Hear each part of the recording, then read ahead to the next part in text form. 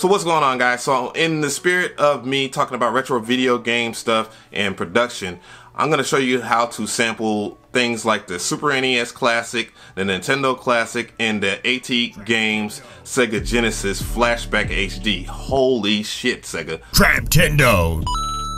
So with those, there's one problem because they do have HDMI ports, but they don't have audio outs. So it's going to be kind of difficult to sample those, but I do have a solution. So here we go. So first thing you will need is this, an audio interface, and this is actually optional. So links will be in the description box for everything I'm going to talk about. Now, the reason why I say this is optional, because if you have a desktop or a laptop that has an audio in, I will definitely show you how to connect it into your audio in otherwise. However, the next thing you're going to need is this digital to analog audio converter. If you have a flat screen TV, you will have an optical out that's usually used to plug up your surround sound or something like that.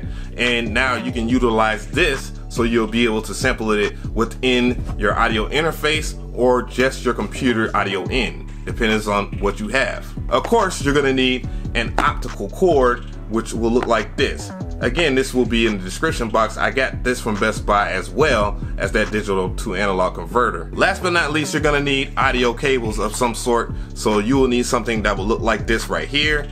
And of course, if you don't have the right plugs for it, it will not work. This came with the digital to analog converter. So what you'll need is a Y cable, audio cable. So yes, it will have a 3.5 millimeter or 1/16 jack, which will be in stereo, which I recommend, not mono.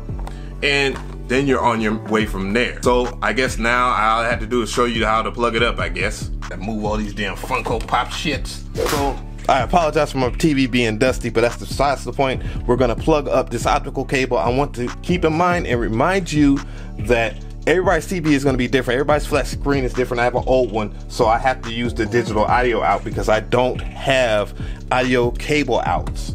So let's go and do that. So there you go. The optical cable is plugged in. You'll know when you have your optical cable plugged up right because you'll see this little red dot here. And what you're going to do next is use this digital to analog converter and plug it in on the top here.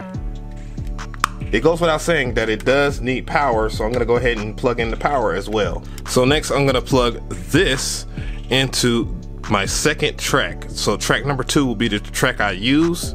Yeah, this track right here. So I'm gonna go ahead and plug it up. I'm gonna need 2 hands to do that. So we'll flash once I plug everything up. All right, plugging it up.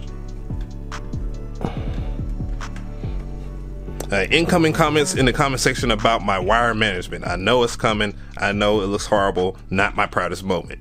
Forget you. I hate to be Captain Obvious, but of course you're gonna need one of your mini system plugged up. All right, now I have Sonic up, Sonic Blast, and I have my controller right here. And I'm going to show you that there's audio coming into the computer.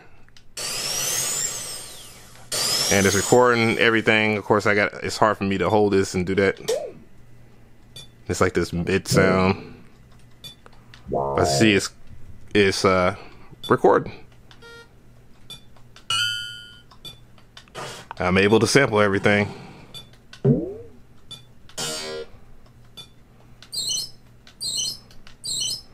I did have to use like a 3.5 millimeter to 1/4 inch converter adapter or whatnot. So I go ahead and show that. You know, that's just on my sound card right here. Of course, I'm not using my Focusrite because that's my travel audio interface when there's no audio interface in the studio. But yeah, I had to use that. But as you can see, everything works. And let's see, let's go ahead and there we go. Everything's so there, and I'll just go ahead and normalize one of those two. There we go. Let's see, I'm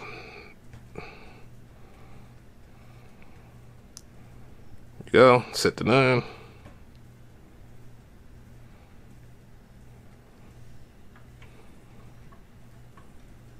Let's play the audio back on in FL Studio.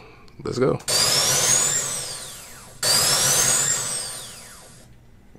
There you have it. It works.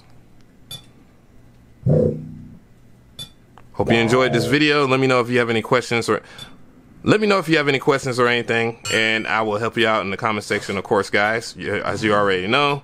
So let me know if this tutorial was helpful for you, and I thank you so much.